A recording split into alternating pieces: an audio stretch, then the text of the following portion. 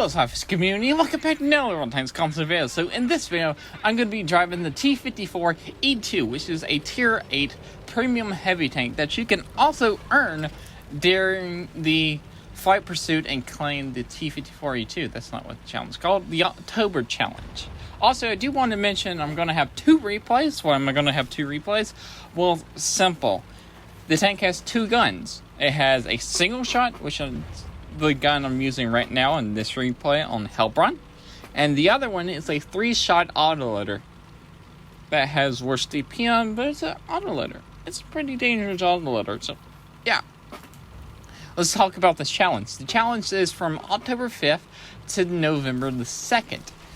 All you have to do is deal or assist. It says deal and assist 1,000 damage in total, but I think that's supposed to be an or, because it said, I think it's supposed to be deal 1,000 damage or assist. I think it's an or, not an and, because I'm already on like stage 5, I think, and in one day. So, yeah. Also, so you gotta do that 200 times, then you get the tank. Deal or assist 1,000 damage. So, easy. 200 times. You have a month to do it until the beginning of November. Very simple. If you already have the tank, I believe you get for like 4 or 6 million. I think it's 4 million. Yeah, 4 million silver. And you get a whole bunch of prizes during the travel to stage. You get the tank at stage 12. And so yeah. You gotta deal and assist damage 200 times for 12 stages. So that's it for a month. So let's talk about the tank. Also, you can just buy the bundle. Also, you can buy the tank right out. And there's a bundle in the store, but I would just earn the tank because it's a lot easier to earn the tank.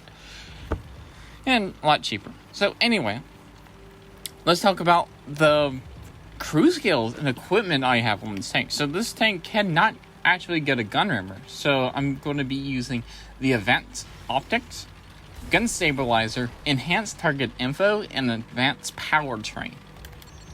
And I believe this is my T-57 heavy crew, so I'm going to be using Born Leader, rapid loading, Sixth Sense, steady aim, solid driving, Deadeye, situational awareness, fire prevention, and adrenaline rush on this tank. So, let's talk about the single shotgun. Now, the single shotgun does 360 damage. It has a DPM of... Wait, that's the wrong gun. 1,847. Nice DPM. Right, rounds per minute is 5.13. Your penetration on your standards 226. Premium penetration is 255. Accuracy is 0.38. Aim time is 2.5, and your gun depression is 10 degrees. Your turret armor it's okay. It's 250 at the front, 140 at the sides, and 40 at the back. But you also do have your giant cupola on top. It is pretty easy to penetrate, and that brick actually hit me as soon as I came up. It is a big weak point.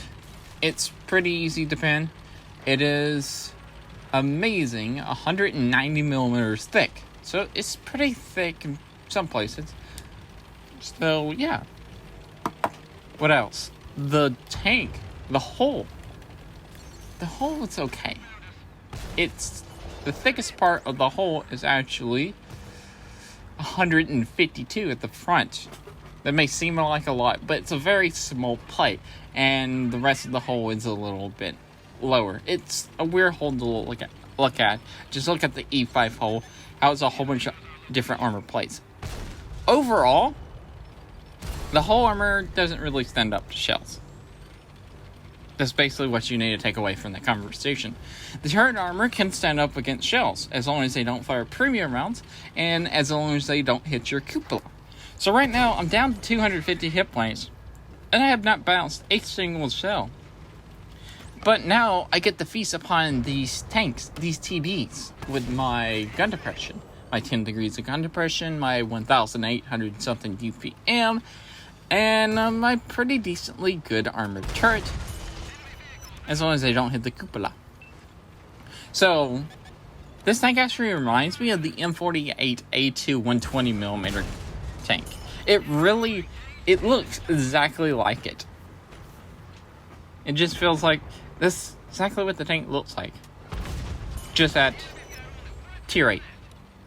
And yeah, this is the first game in the tank. Now I'm just going to load up how it's supposed to finish off the Iron Rain.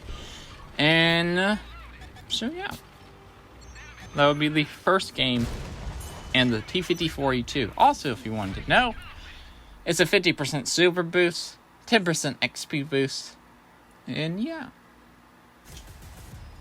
So, MVP, top of the leaderboards, easy. 120,000 silver.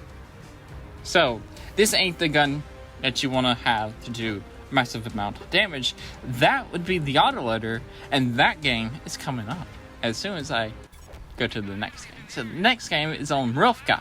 And I also do want to show you something as soon as I bring up the mini-map. And it's a little hint. If you look down there in JK9 and 0, it's called Slackfish Pier. Ta-da! I'm in the game. Kill. But anyway, let's go back to the 3-shot autoloader T54E2. Now, your DPM actually drops from 1,847 to 1,732, which you think is bad, but this is an autoloader, so it can have really good burst damage, which has a burst damage of 1,000, I think? 1,080. It was close. So, yeah, 3 shots, and I believe the inner clip reload is 2.2 seconds. Anything to mission on the aim time, and yeah, aim time goes up from 2.5 on the single shot to 2.9 on the autoloader. Your accuracy goes from 0.38 to 0.39.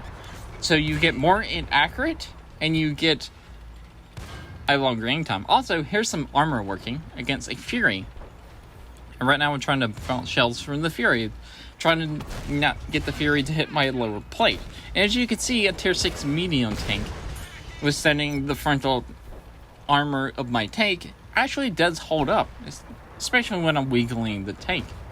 And right there is the point I knew that my team is useless, because that Fury stood out in the open for a while and only shot me. Nobody shot him until I got reloaded and I finished him off. I'm like, okay, team, you suck.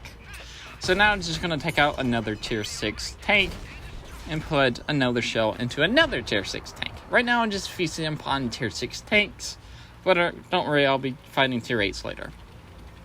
There's actually a Oho that's coming up. He has the derp gun, and he's firing heat rounds. Gotta remember that, because he is firing heat rounds. And that is actually going to come in our favor. Because, why do you say so?